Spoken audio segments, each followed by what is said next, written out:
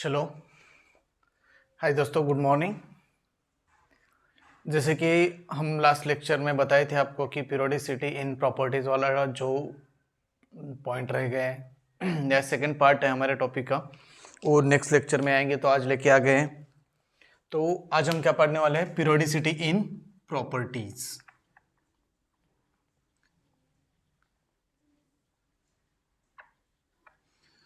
Periodicity इन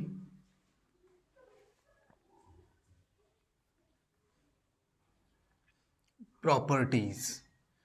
कौन से properties? बहुत सारे प्रॉपर्टीज है, जैसे कि atomic size, shell, orbit, atomic radius, melting point, boiling point, ionisation energy, electron affinity. इन सारी चीज़ों के साथ अक्रॉस द पीरियड और डाउन द ग्रुप क्या होगा, कैसे चेंज होगा या चेंज होगा ही नहीं, सेम रहेगा, वो सारी चीज़ें देखते हैं। तो पीरियोडिसिटी यानी कि क्या हमने पढ़ा है? क्या the elements reoccur certain interval of time which is having same properties, or we can say the element which is having same chemical and physical and chemical property reoccurs certain interval of time is known as periodicity in properties। ठीक है, तो first देखते हैं first periodic property, orbit और shell. First periodic property orbit और shell. अब देखिए क्या होता है ऑर्बिट और शेल। ठीक है, अब ऑर्बिट या शेल क्या है? मान लेते कोई एक एटम है, न्यूक्लियस में कौन रहेगा? Proton and neutron. इसके अराउंड कौन रिवॉल्व करेगा? इलेक्ट्रॉन। अब जो इलेक्ट्रॉन रिवॉल्व कर रहे हैं इसे क्या कहा जाता है? ये है के एल एम ऐसे, या ये क्या है 1 2 3 ऐसे ले सकते हैं, या हम इसे लिख सकते हैं E1 E2 E3। ये ऑर्बिट है या शेल है या एनर्जी लेवल कह सकते हैं। ठीक है, तो क्या होता है? Electron revolve around the nucleus, revolve around the nucleus in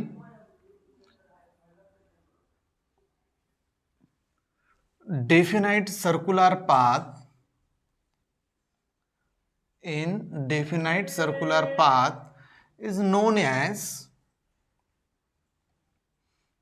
orbit or shell, we can say energy level। हम इसे एनर्जी लेवल भी कह सकते हैं। क्यों? क्योंकि एक शेल में जितने भी इलेक्ट्रॉन होते हैं सारे इलेक्ट्रॉन की एनर्जी सेम होगी, इसलिए वो एक पर्टिकुलर एनर्जी लेवल के ऊपर है।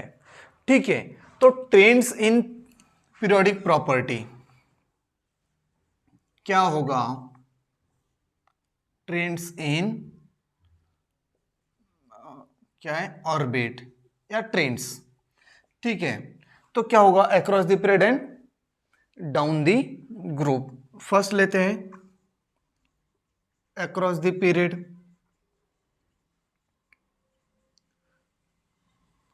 Across the period number of shell में क्या चेंजेस होगा या सेम रहेगा?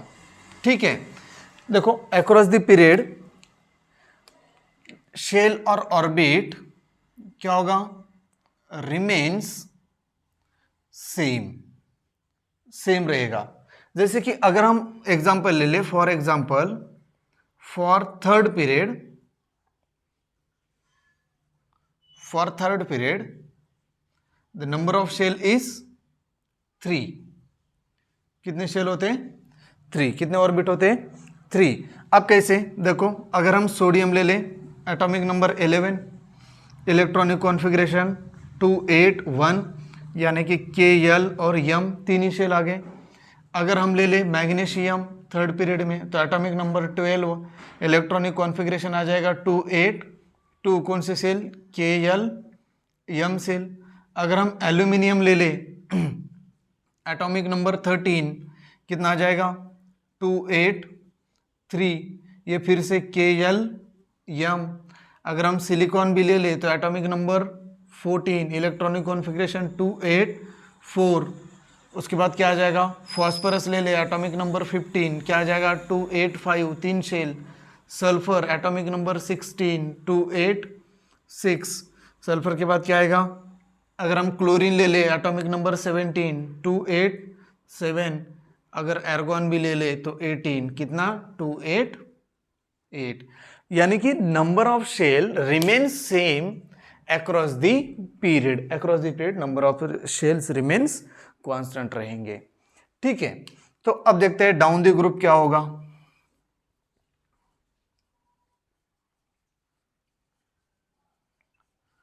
Down the group, down the group number of shell increases, number of shell क्या होंगे? इंक्रीज होंगे, नंबर ऑफ शेल इंक्रीजेस। ठीक है, अब कैसे? देखो, अगर हम एग्जांपल ले लें, एग्जांपल फ्लोरीन, हेलोजन का ले ले, chlorine, bromine, iodine, atomic number 9 17, ये कितना हो जाएगा? 35 53। एटॉमिक नंबर 9 यानी कि इलेक्ट्रॉनिक कॉन्फ़िगरेशन क्या आ जाएगा? 2, 7, कितने शेल? 2 शेल, के और यल, यहां पे 17 क्या आ गया? 2 8 7, कितने शेल आ गए? 3, 2 8 7, 3 शेल। अब यहां पे क्या आ जाएगा? 2 8 18 7, हो गया 35। ठीक है, अब यहां पे क्या आ जाएगा? 2 8 18 18 7। देखो यहां पे 2 शेल है, के यल यम, के यल यम यन, के यल यम यन ओ, यानी कि डाउन दी ग्रुप जाते हैं तो नंबर ऑफ शेल क्या होते हैं? इंक्रीज होते हैं due to increase in number of electrons. Number of electron बढ़ते हैं, एटॉमिक नंबर बढ़ते जाते हैं, तो वहां पे क्या होंगे? नंबर ऑफ शेल भी इंक्रीज होते जाते हैं। चलो फटाफट नोट कर लो। चलो हो गया।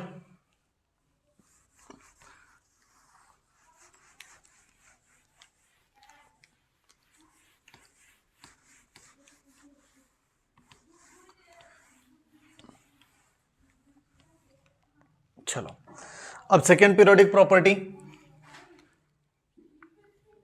वैलेंसी। देखो वैलेंसी क्या है? The combining capacity of an element. Valency यानी कि क्या है? The combining capacity of an element. We can say the tendency to lose, gain or sharing of electron. क्या होगा? अल्टरनेट वैलेंस यानी कि क्या? Tendency to lose, loss, gain और शेयरिंग ऑफ इलेक्ट्रॉन। क्यों शेयर करेंगे इलेक्ट्रॉन? देखो, to complete their octet,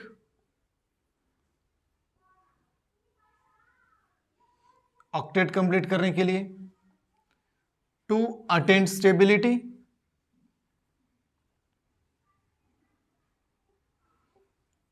stable बनने के लिए, या to attain noble gas electronic configuration. Noble gas का इलेक्ट्रॉनिक कॉन्फ़िगरेशन बनाने के लिए क्या? टेंडेंसी टू लूज, गेन और देखो वैलेंसी कितनी होती है? मैग्नीशियम की 2 है कि एटॉमिक नंबर 12, अगर 2 इलेक्ट्रॉन डोनेट कर दिया जाए तो कितना बन जाएगा? 10 यानी कि नियॉन का एटॉमिक नंबर। ठीक है, तो देखते हैं अक्रॉस द पीरियड क्या होगा।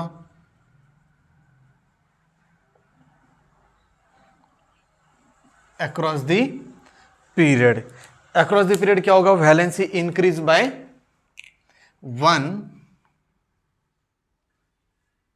Valency increases up to 14th group and then decreases। 14 group तक क्या होगा? इंक्रीज होगा और बाद में कम हो जाएगा। एग्जाम्पल अगर हम थर्ड ग्रुप का ही ले लेते हैं, सॉरी थर्ड पीरियड का, sodium, magnesium, aluminium, silicon, phosphorus, sulphur, chlorine, argon. तो वैलेंसी कितनी है? 1 2 3 4 3 और 5 2 1 0। ये सिर्फ फॉस्फोरस के साथ होगा। ट्राइवैलेंट और पेंटावैलेंट होता है, 3 या 5 इलेक्ट्रॉन शेयर कर सकता है। ठीक है, यानी जनरली 3 होती है, 1 2 3 4 3 2 1 0। एक से बढ़ाओ, एक से कम कर दो। ठीक है, ये क्या हो गया? Across the period. फिर डाउन दी ग्रुप क्या होगा? डाउन दी ग्रुप वैलेंसी क्या होगी? Down the group remains same, क्योंकि जो सेम ग्रुप में होते हैं उनकी केमिकल प्रॉपर्टी सेम होती है ना। जैसे कि अगर आप एग्जांपल ले लो, कौन से? Hydrogen, lithium, sodium, potassium, rubidium, caesium, सारे एलिमेंट के आउटर मोस्ट शेल में इलेक्ट्रॉन 1 है, वैलेंस इलेक्ट्रॉन। तो वैलेंसी कितनी हो गई? 1। तो सारे एलिमेंट की वैलेंसी 1 हो गई। ये हो गया valency. Across the period valency क्या होगी? Increases up to 14 group and down the group valency remains same. Note करा फटाफट। चलो, हो गया।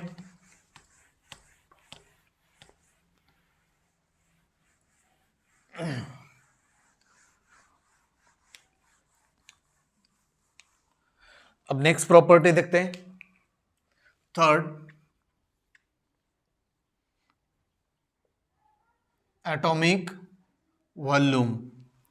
एटॉमिक वॉल्यूम यानी कि क्या होगा? Atomic volume is volume occupied by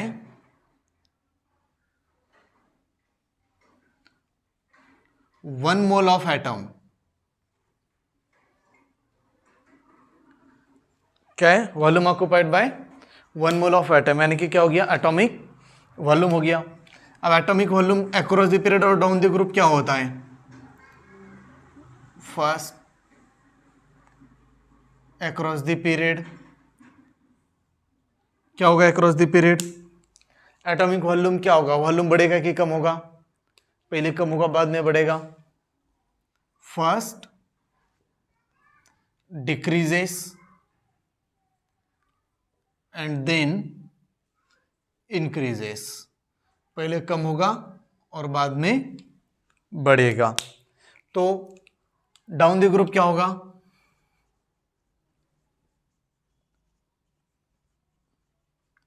down the group क्या होगा? एटॉमिक वॉल्यूम इंक्रीज होता जाएगा। क्या होगा? इंक्रीजेस। क्यों इंक्रीज होगा? increases due to increase in number of shell। क्यों इंक्रीज होगा? नंबर ऑफ शेल इंक्रीज होने की वजह से क्या होगा? एटॉमिक वॉल्यूम बढ़ता जाएगा। अक्रॉस दी पीरियड कम होगा और बाद में बढ़ेगा। डाउन द ग्रुप कंटिन्यूसली क्या होगा? बढ़ता जाएगा। Fourth property, density. Density is denoted by rho. क्या है डेंसिटी? यानी कि देखो, डेंसिटी यानी कि क्या? अगर मान लो एक हॉल है, ठीक है, तो अगर इस हॉल में हम 20 स्टूडेंट बैठा देते हैं और 20 स्क्वायर फुट का है तो कितना हो जाएगा? 1 हो जाएगी। अगर इसे हॉल में हम 40 स्टूडेंट बैठा देते तो डेंसिटी कितनी हो जाएगी? 2 हो जाएगी। अगर 10 करते तो कितनी हो जाएगी? 0.5। यानी कि एक स्टूडेंट कितनी जगह में बैठ रहा है वो बताएगा कि डेंसिटी कितनी है। तो यहां पे क्या होगा? डेंसिटी यानी कि क्या है? Degree of compactness. डेंसिटी यानी कि क्या है? Degree of compactness of substance. किसी भी सब्सटेंस का वो सब्सटेंस कितना कॉम्पैक्ट है वो बताता है degree of compactness of substance. या we can define the amount of substance present in per unit volume। Density may be defined as the amount of substance present in per unit volume। एक per unit volume में कितने amount of substance present है वो क्या बताएगा कि उस particular substance की density कितनी है। ठीक है, अब हम इसे ऐसे जो लाइन निकालेंगे ये है अक्रॉस द पीरियड वाली, और ऐसे जो निकालेंगे वो डाउन दी ग्रुप वाली, क्योंकि आप समझ गए कि अक्रॉस द पीरियड और डाउन द ग्रुप कैसे लेना है। ट्रेंड्स, यहाँ पे डायरेक्ट नाम देंगे ट्रेंड्स, फ्रेंड्स नहीं ट्रेंड्स है, फ्रेंड्स लिख दोगे। तो अक्रॉस द पीरियड डेंसिटी क्या होगी, कम होगी कि बढ़ेगी? फर्स्ट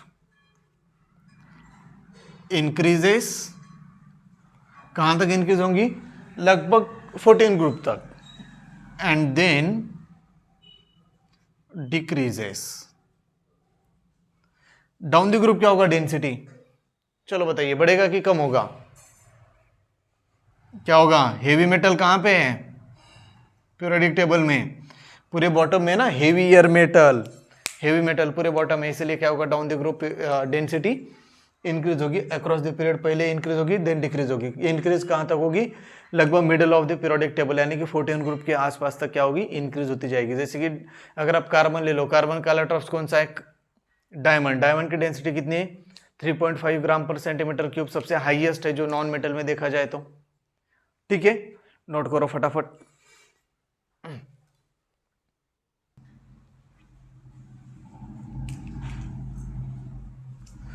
चलो हो गया।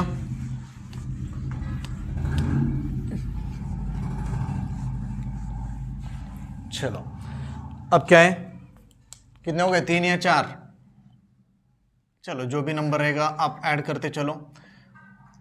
मेल्टिंग एंड बॉइलिंग पॉइंट क्या होता है? Melting and boiling point, the amount of heat energy required to क्या होता है? Convert into one state to another state. जो क्या एक स्टेट से दूसरे स्टेट में क्या करेंगे? कन्वर्ट करने के लिए जो अमाउंट ऑफ हीट एनर्जी चाहिए होगी वो क्या होता है? क्या होता है? Melting and boiling point. तो मेल्टिंग एंड बॉइलिंग पॉइंट का क्या होगा? Across the period and down the group क्या होगा? Across the period trends first increases, पहले बढ़ता जाएगा कहां तक? Middle of the periodic table, and then decreases. क्यों डिक्रीज होगा? क्योंकि बाकी तो सारे नॉन मेटल है ना, गैसेस हाईली रिएक्टिव है। डाउन द ग्रुप क्या होगा? डिक्रीजेस। क्यों डिक्रीज होगा? क्योंकि डाउन द ग्रुप भी क्या है? मेटल है, हाईली इलेक्ट्रोपॉजिटिव एलिमेंट है, मेल्टिंग पॉइंट कम हो जाएगा। जैसे कि सेसियम ले लोगे तो सेसियम तो हाईली इलेक्ट्रोपॉजिटिव है, तो वो इजीली इलेक्ट्रॉन लूज कर देगा। ठीक है, तो सबसे नोट एज ए नोट कर लेना है, सबसे हाईएस्ट मेल्टिंग पॉइंट मेटल में किसका है? टंगस्टन का, इसीलिए तो बल्ब में यूज किया जाता है। फिर कितना है? 3410 डिग्री सेल्सियस। नॉन मेटल में किसका है? कार्बन का। नॉन मेटल में किसका है? कार्बन का। कार्बन का कितना होता है? 3727 डिग्री सेल्सियस। देखो ये एवरेज ली गई है वैल्यू, जैसे कि अगर आप कार्बन के एलोट्रॉप्स लेते हो तो डायमंड ये ना, डायमंड का मेल्टिंग पॉइंट हो जाता है 3500 डिग्री सेल्सियस, और ग्रेफाइट का हो जाता है 3700 डिग्री सेल्सियस। तो ये लगभग थोड़ा आसपास ले लिया गया। अगर आप आर्टिफिशियल इलेक्ट्रोड्स बनाते हैं, जैसे कार्बन फाइबर जो स्टेनलेस स्टील में यूज किया जाता है, अगर वो भी ले लोगे तो 3700 के आसपास हो जाएगा। इसलिए एक एवरेज वैल्यू ली गई है 3727 डिग्री सेल्सियस। और गैस में होगा हीलियम गैस का, जो होता है -273 डिग्री सेल्सियस। ठीक है, गैस का बॉइलिंग पॉइंट होता है। चलो नोट करो। चलो हो गया।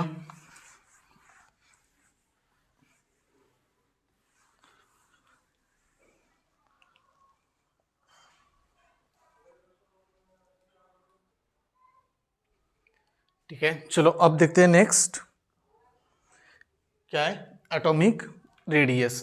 देखो एटॉमिक रेडियस क्या होता है? The distance from the centre of the nucleus to outer most shell, centre से लेकर आउटर मोस्ट तक शेल तक का डिस्टेंस, यानी कि क्या होता है? Atomic radius. देखो क्या है? It is the distance between the centre of the nucleus of an atom and its outer most shell. Centre of the nucleus से लेकर आउटर मोस्ट शेल तक का जो डिस्टेंस होता है वो क्या होता है? Atomic radius. एटॉमिक रेडियस को हम कितने क्लास में क्लासिफिकेशन किए? 4 कौन से covalent radius, van der Waals radius, metallic radius and ionic radius. ठीक है, कोवेलेंट रेडियस यानी कि आप इन शॉर्टली समझ सकते हो कि जैसे कि कोवेलेंट बॉन्डिंग यानी कि शेयरिंग ऑफ इलेक्ट्रॉन। अब ये कहां पे होगा, सेम एटम के अंदर होगा। किसमें होगा, सेम एटम के अंदर। जैसे कि अगर मान लेते हैं हम एक एटम है, दोनों सेम एटम है, तो क्या बनाएंगे, कोवेलेंट बॉन्ड, जैसे कि नॉन मेटल बनाते हैं। तो कोवेलेंट रेडियस क्या है, half of the distance between the nuclei of two identical atom joined by single covalent bond. जो टू आइडेंटिकल एटम है, जैसे कि नॉन मेटल कंबाइन होते हैं तो सिंगल कोवेलेंट बॉन्ड फॉर्म करते हैं, तब जाके जो वो रेडियस होती है दो एटम के बीच में, वो क्या होती है, कोवेलेंट रेडियस। जैसे कि यहां पे देखिए RA एटॉमिक रेडियस क्या हो जाएगा, दोनों का डिस्टेंस। अब ये देखो लगभग कहां तक आ जाएगी, जो फर्स्ट एटम का जो रेडियस होगा यहां तक आ जाएगा, सेकंड का यहां तक। यानी कि अगर आप सेंटर पॉइंट निकाल रहे हो तो हम मान ले कि यहां से यहां तक का डिस्टेंस यानी कि हो जाएगा एटॉमिक रेडियस। ठीक है, अगर हम एग्जांपल ले ले हाइड्रोजन H2, तो H2 में जो है ये भी हाइड्रोजन ले लेते, दोनों कंबाइन कर लिया मान लो। ठीक है, ये दोनों हाइड्रोजन है, जैसे कि यहाँ पे H, यहाँ पे H, ये पूरा क्या है H2 मॉलिक्यूल। तो पूरा RA से लेकर RB तक का जो डिस्टेंस है वो है 74 picometre. Atomic radius is measured in picometre और एंगस्ट्रॉन। तो पिकोमीटर 74 पिकोमीटर। तो एक हाइड्रोजन की रेडियस कितनी हो गई, यहां से लेकर यहां तक, यानी कि radius of hydrogen is 37 picometre. समझ में आया कि नहीं है? देखो जैसे कि कोवेलेंट बॉन्डिंग में तो दो एटम कंबाइन करते हैं तब जाके जो न्यू मॉलिक्यूल फॉर्म होता है, तब जो कंबाइन करने की टेंडेंसी यहां तक जहां पे शेयरिंग ऑफ इलेक्ट्रॉन हो रहा है, वो न्यूक्लियस से वहां तक का डिस्टेंस क्या हो गया, एटॉमिक रेडियस यानी कि कोवेलेंट रेडियस। ठीक है, second van der Waals radius. Van der Waals radius यानी कि क्या, जब किसी भी मॉलिक्यूल में एक मॉलिक्यूल का दूसरे मॉलिक्यूल के साथ force of attraction and van der Waals force of attraction, या लेकिन वो दोनों सेम होने चाहिए। सेम यहां पे क्या है, half of the distance between two adjacent atom of the same element. जब दो मॉलिक्यूल के सेम एलिमेंट के बीच में जो क्या रहेगा, डिस्टेंस रहेगा, वो क्या रहेगा, van der Waals radius. Half of the distance between the adjacent of the same element belonging to two nearest neighboring molecule of the same, क्या होगा, same element, same substance। तो यहां पे ले लेते हैं कोई एक मॉलिक्यूल है एक, अब यहां पे ये x दोनों सेम है, तो ये सेंटर से लेकर यहां तक का जो डिस्टेंस रहेगा ये रहेगा वैन डर वाल रेडियस, यानी कि R वैन डर वाल is equal to half of the distance between E and EH। Next metallic radius. Metallic radius यानी कि क्या, मेटल ना तो शेयरिंग ऑफ इलेक्ट्रॉन करेंगे, ना तो डोनेट इलेक्ट्रॉन, ना तो गेन इलेक्ट्रॉन, ये क्या करेंगे, जस्ट कंबाइन होंगे। अब ये कैसे होगा, half of the distance between two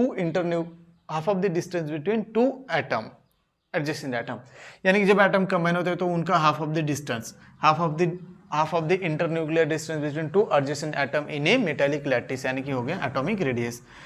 half of the distance between C and D हो गया metallic radius। तो अब लास्ट देखते हैं आयोनिक रेडियस क्या है। आयोनिक रेडियस यानी कि distance from the nucleus of an ion up to which it has influence on electron cloud. Electron cloud के ऊपर कहां तक इन्फ्लुएंस कर सकता है न्यूक्लियस से लेकर, वो सारा डिस्टेंस यानी कि क्या हो गया, एटॉमिक रेडियस हो गया। आयोनिक रेडियस हो गया।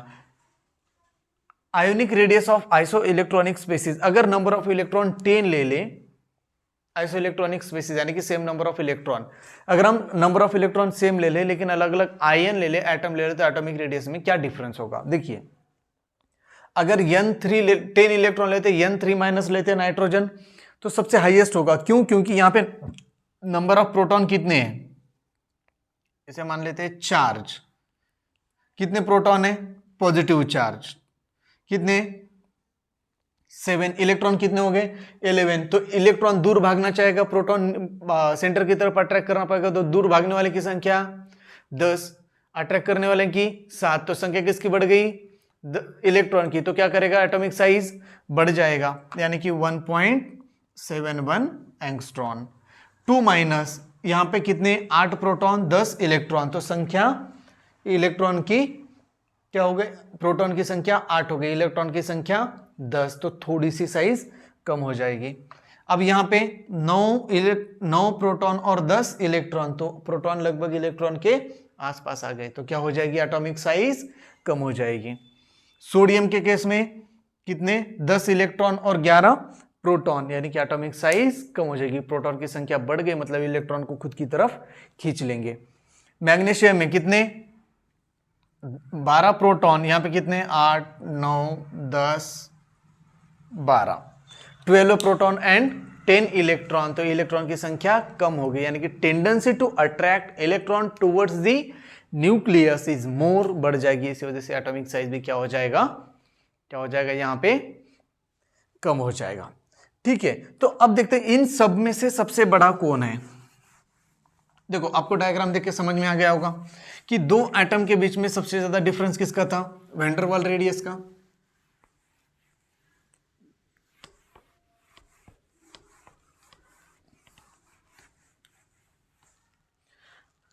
ठीक है, ऑर्डर ऑफ रेडियस,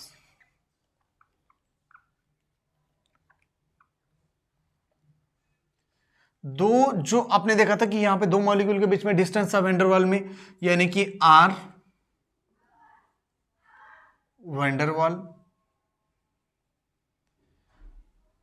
फिर उससे छोटा कौन होगा, आर क्रिस्टल यानी मेटल, उससे छोटा आर क्या होगा, अब मेटेलिक की आयोनिक, सॉरी कोवैलेंट की आयोनिक, आर मेटेलिक हो गया, तो यहां पे क्या होगा, कोवैलेंट, आर आयोनिक सबसे स्मॉल रहेगा।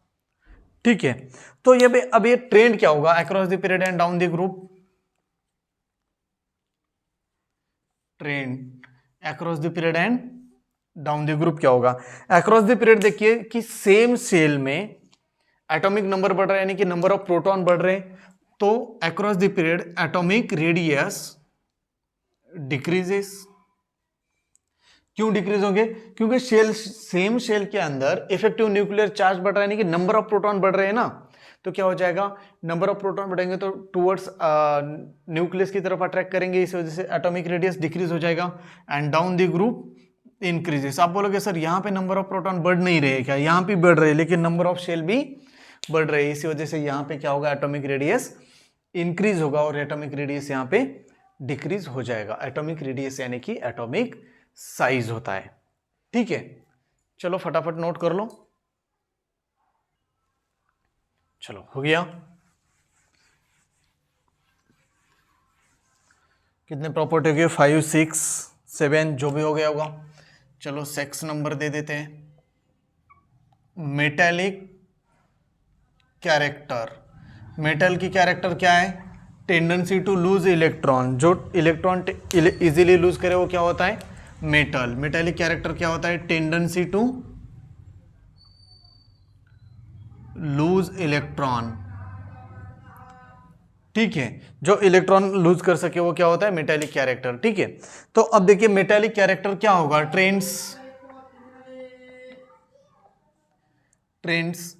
अक्रॉस द पीरियड क्या होगा और डाउन द ग्रुप क्या होगा। Across the period metallic character decreases, कम होते जाएंगे, क्यों, क्योंकि मेटल की जो इलेक्ट्रॉन लूज करने की जो टेंडेंसी अक्रॉस द पीरियड कम हो जाएगी, क्योंकि इफेक्टिव न्यूक्लियर चार्ज बढ़ रहे हैं ना, अभी जो पढ़ा हमने इफेक्टिव न्यूक्लियर चार्ज, यानी कि जो न्यूक्लियस का जो फोर्स ऑफ अट्रैक्शन है आउटर मोस्ट शेल के ऊपर वो हाईएस्ट हो जाएगा, इलेक्ट्रॉन को इजीली रिमूव होने नहीं देगा, इसी वजह से क्या होगा, मेटेलिक कैरेक्टर क्या होगा, अक्रॉस द पीरियड डिक्रीजेस। जैसे कि अगर हम एग्जांपल ले लें तो क्या हो जाएगा, for third period sodium, magnesium, aluminium, silicon, phosphorus, sulphurous, oxygen,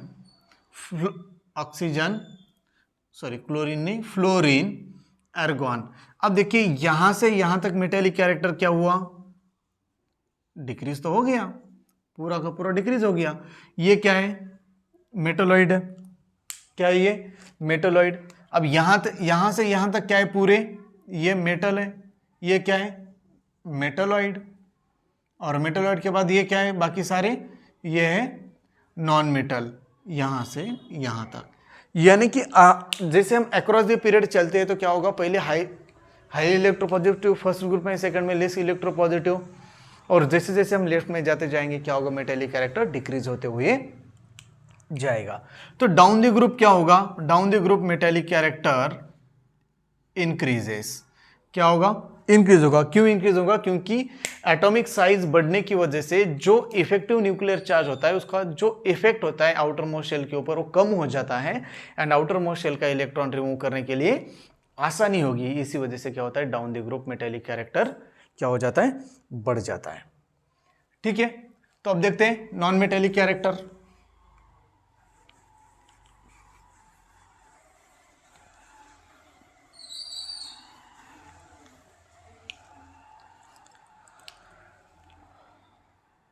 seventh, non metallic character.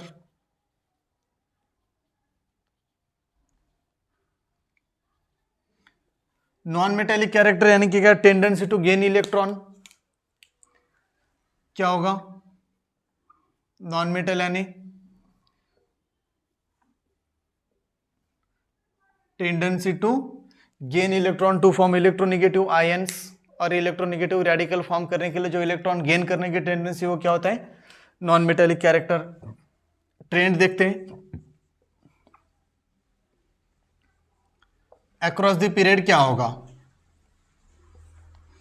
Across the period non metallic character increases, जैसे कि अब हमने देखा था example for third period. Third period में क्या होगा, sodium, magnesium, aluminium, silicon, phosphorus, sulphur, oxygen, chlorine, argon. अब देखो ये हाईली इलेक्ट्रोपॉजिटिव है, ये लेस इलेक्ट्रोपॉजिटिव है, alkali metal and alkaline earth metal. यानी कि हम जैसे जैसे क्या जाएंगे, अक्रॉस द पीरियड जाएंगे, नॉन मेटेलिक कैरेक्टर क्या होगा, इंक्रीजेस होगा। यानी हाईली नॉन मेटेलिक कौन हो जाएंगे, हैलोजन हो जाएंगे, क्योंकि आखिरी वाला तो जीरो ग्रुप एलिमेंट है। हाईली नॉन मेटेलिक कौन हो जाएगा, zero group. Highly electropositive element is cesium, क्यों, क्योंकि the tendency to donate electron is maximum in whole periodic table किसकी होती है, cesium की, and tendency to gain electron सबसे ज्यादा किसकी होती है, फ्लोरीन की। ठीक है, अब डाउन द ग्रुप क्या होगा, down the group, down the group non metallic character क्या होता है, डिक्रीज होता है, क्या होता है, डिक्रीज होता है। Down the group non metallic character decrease होता है। जैसे कि आप देखो फॉर 14th ग्रुप, हम अगर 14th ग्रुप ले ले तो देखो 14th ग्रुप में कौन कौन है, काशी, गए, संत, प्रभु। ये क्या है, नॉन मेटल।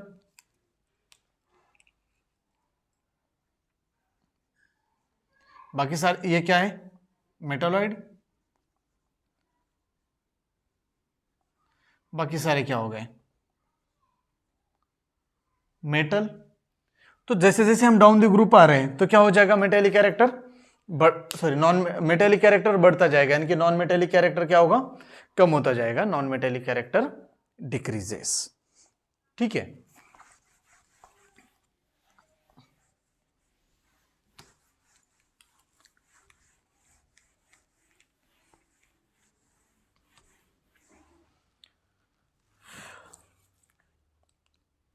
चलो नेक्स्ट कितने हो गए property, 7, 8,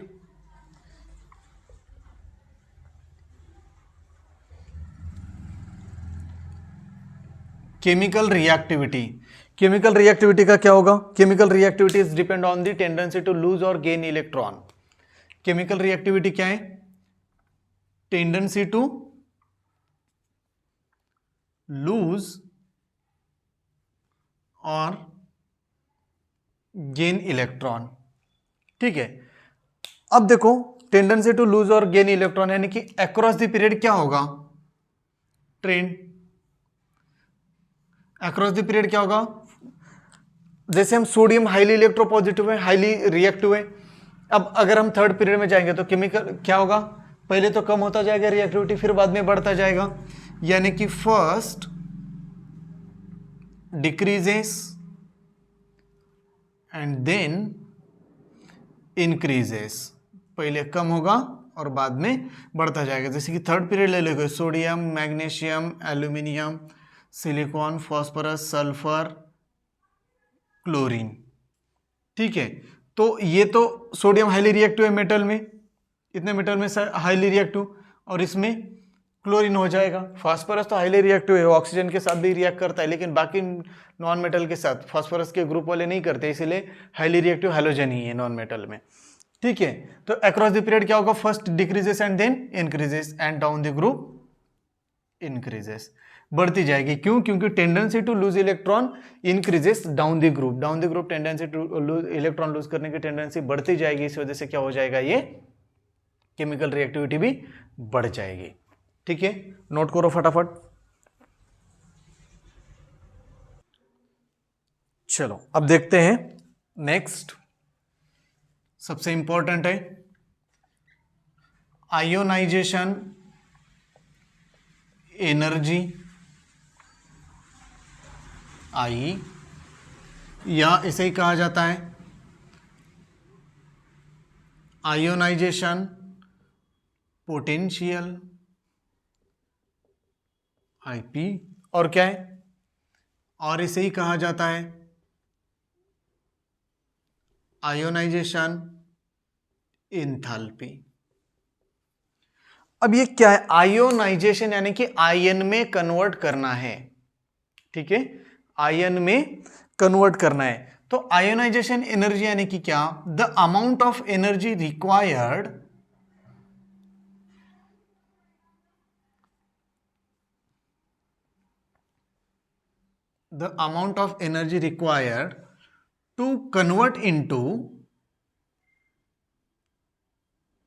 to convert neutral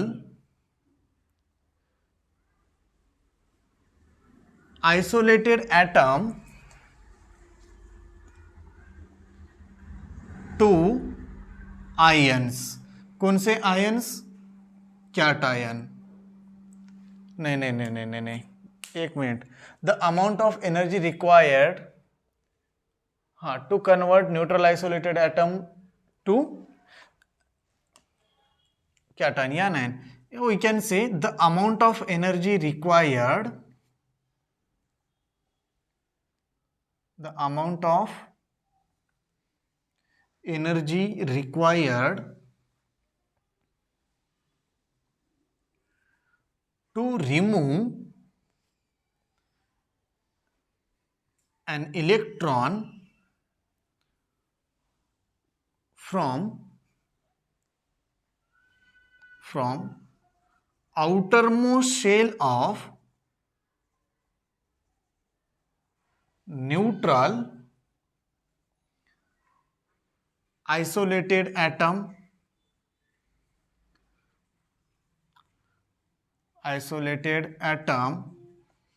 to convert it into cation. यानी कि एक न्यूट्रल एटम को कैटायन में कन्वर्ट करने के लिए जो आपको आउटर मोस्ट शेल में से जो इलेक्ट्रॉन रिमूव करने के लिए जो एनर्जी चाहिए होगी, उस एनर्जी को कहा जाता है आयोनाइजेशन एनर्जी। मान लेते हैं कोई एक मेटल है, इसे आपको एक particular amount of energy supply कर रहे हो, ये जाके बन जाएगा कैटायन एंड रिलीज इलेक्ट्रॉन। ये जो एनर्जी है क्या कहा जाता है, आयोनाइजेशन एनर्जी। अब किस में मेजर किया जाता है, यूनिट क्या होता है आयोनाइजेशन एनर्जी का, यूनिट होता है इलेक्ट्रॉन वोल्ट्स पर एटम, इलेक्ट्रॉन वोल्ट्स पर एटम, यानी कि ईवी पर एटम। लेकिन ऐसा यूनिट क्या है, ऐसा यूनिट डिफरेंट है। अगर एटम के लिए ले ली जाए तो ठीक है, अगर हम लार्ज मॉलिक्यूल के ले रही है, बहुत बड़े बड़े मॉलिक्यूल ले रहे हैं, तो क्या हो जाएगा, किलोजूल पर मोल, किलोजूल पर मोल, यानी कि किलोजूल पर मोल। ठीक है, तो हाईएस्ट आयोनाइजेशन एनर्जी यानी कि इलेक्ट्रॉन रिमूव करने के लिए सबसे हाईएस्ट एनर्जी किसे चाहिए होगा, हाईएस्ट आयोनाइजेशन एनर्जी किसे चाहिए, 2272 किलो जूल पर मोल एनर्जी चाहिए हीलियम से इलेक्ट्रॉन रिमूव करने के लिए, और सबसे कम एनर्जी चाहिए सीसीएम को, कितना 375 किलो जूल पर मोल एनर्जी चाहिए सीसीएम से एक इलेक्ट्रॉन रिमूव करने के लिए। यानी कि जो डाउन द ग्रुप आते हैं, अब यहां पे हमने पीरियोडिसिटी प्रॉपर्टी समझ में आएगी कि ionization energy across the period क्या होगी, हीलियम तो इस साइड है ना, क्या होगा across the period, increases, and down the group decreases, क्योंकि सबसे कम किसकी है, सीसीएम की। सीसीएम कहां पे, down the group periodic table के पूरे बॉटम में, और अक्रॉस द पीरियड पूरी राइट साइड में कॉर्नर में कौन है, हीलियम। तो ionization energy across the period increases and decreases in the down the group. Note करा, चलो हो गया।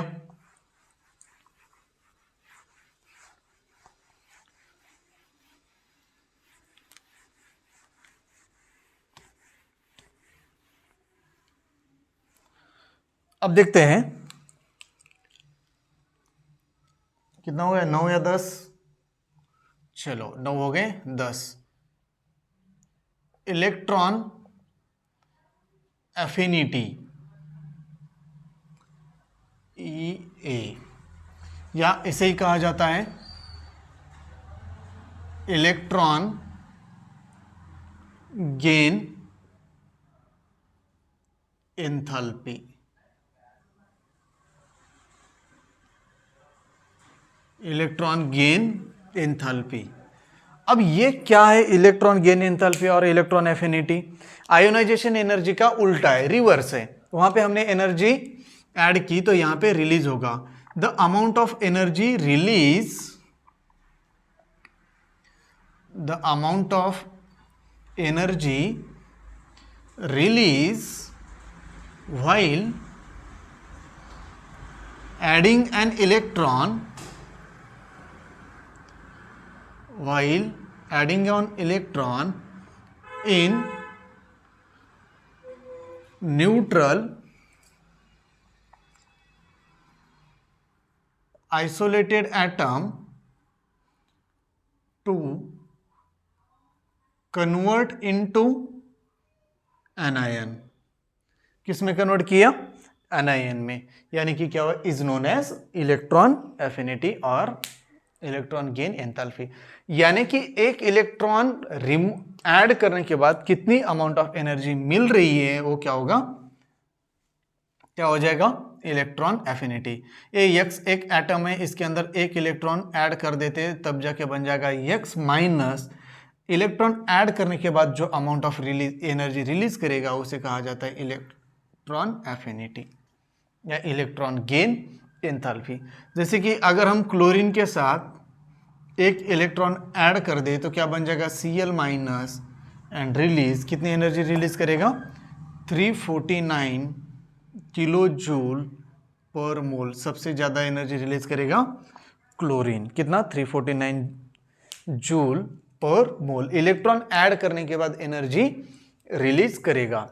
ठीक है, तो अब क्या होगा, हाईएस्ट कहां पे, कौन सबसे ज्यादा एनर्जी रिलीज करेगा, halogen.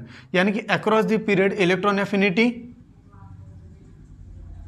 Increases and down the group electron affinity decreases, क्योंकि हम मेटल में इलेक्ट्रॉन ऐड ही नहीं कर पाएंगे ना। डाउन द ग्रुप यानी कि at the bottom of the periodic table all elements are metals. लगभग सारे मेटल, सारे एलिमेंट क्या है, मेटल है। कहां पे, down the group, bottom of the periodic table. ठीक है, ये हो गया इलेक्ट्रॉन एफिनिटी और इलेक्ट्रॉन गेन एंथैल्पी। चलो नोट कर लो, चलो हो गया। अब लास्ट बचा है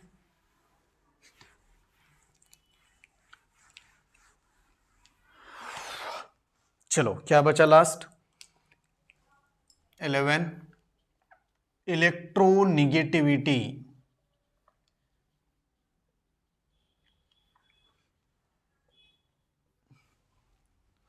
क्या है, इलेक्ट्रोनिगेटिविटी।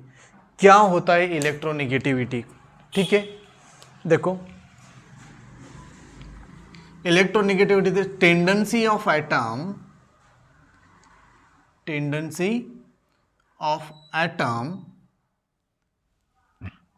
इन ए मॉलिक्यूल, कहाँ पे, इन ए मॉलिक्यूल, पहले से ही मॉलिक्यूल है, tendency of atom in a molecule to attract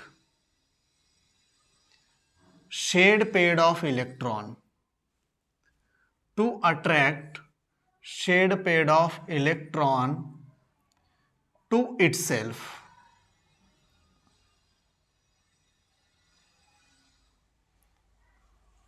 या टूवर्ड्स इटसेल्फ ले सकते हैं, टू सही नहीं रहेगा, टूवर्ड्स इटसेल्फ। जो मॉलिक्यूल में होते हुए बावजूद भी अपनी तरफ इलेक्ट्रॉन अट्रैक्ट करने की जो टेंडेंसी रखता है वो होता है इलेक्ट्रोनिगेटिविटी। तो अब देखते हैं एग्जांपल, अगर हम सेकेंड ग्रुप के लिए ले, सेकेंड पीरियड के लिए ले, लिथियम, बेरिलियम, उसके बाद क्या आ जाएगा, boron, carbon, nitrogen, oxygen, fluorine. Highly electronegative element कौन सा है, फ्लोरीन है, ठीक है। अब देखो यहाँ पे मान लेते हैं इलेक्ट्रोनिगेटिविटी कितनी है 1.0, तो हो जाएगा 1.5, 2.0, 2.5, 3.0, 3.5, 4.0। तो हाईली इलेक्ट्रोनिगेटिव एलिमेंट कौन सा हो गया, फ्लोरीन। और हाईली इलेक्ट्रो पॉजिटिव एलिमेंट कौन सा हो गया, सीसियम, ठीक है। तो अब हाईली इलेक्ट्रोनिगेटिव फ्लोरीन हो गया, यानी कि ट्रेंड्स क्या होगा, across the period electronegativity increases and down the group electronegativity decreases. Down the group क्या होगा, इलेक्ट्रोनिगेटिविटी डिक्रीज होगा। अब आपको देखो ये सारी प्रॉपर्टी याद कैसे रखोगे, एक पूरा फ्लो चार्ट निकालो और याद रखना है, ठीक है। जो हम आपको नेक्स्ट वीडियो में शॉर्ट में बता देंगे कि कैसे याद रखा जाता है। पहले डिटेल में पढ़ लो, फिर शॉर्ट में याद रखना है। इस टॉपिक के आपको एनटीएससी लेवल या हायर लेवल की, नीट लेवल के आपको क्वेश्चन मिल जाएंगे विथ सॉल्यूशन। तब तक अगर आप ये अच्छे से हो गया है तो आप बुक से क्वेश्चन रेफर कर सकते हो, जो स्क्रीनिंग टेस्ट साइंस का बुक आपको बताए थे पहले भी। अब नेक्स्ट टॉपिक लेके आ जाएंगे जल्दी, ठीक है। चलो बाय, मिलते हैं नेक्स्ट लेक्चर में।